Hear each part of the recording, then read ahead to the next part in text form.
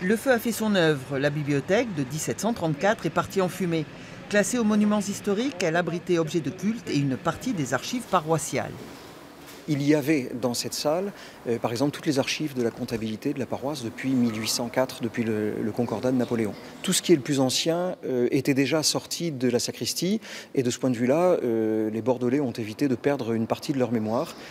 Dans la basilique, la suie s'est déposée partout, des vitraux à l'orgue. C'est sûr que de la suie qui se dépose dans un orgue, c'est pas bon du tout, ça corrode le métal, ça corrode les tissus, les cuirs, et on peut avoir des dégâts un peu semblables à Sainte-Croix, même si l'orgue de Saint-Seurin est moins prestigieux que celui de Sainte-Croix. Pour l'instant, il faut réorganiser toutes les cérémonies prévues ce week-end. Pour les mariages de samedi, il fallait prendre des décisions rapides. Il y aura 2 mariages à Saint-Bruno samedi après-midi qui devaient être célébrés ici.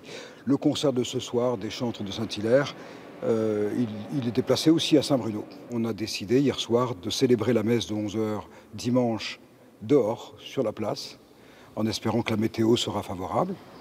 Édifice exceptionnel, il existe en France moins de 10 chefs-d'œuvre de cette qualité architecturale. Une association s'est constituée pour préserver ce patrimoine. Cette association donc a développé un beau projet de valorisation sur l'ensemble de l'édifice, de manière à ce qu'il soit mieux compréhensible par les touristes, par le grand public, et qu'il soit un monument beau pour tous les Bordelais. En attendant les experts, la basilique sera fermée une dizaine de jours.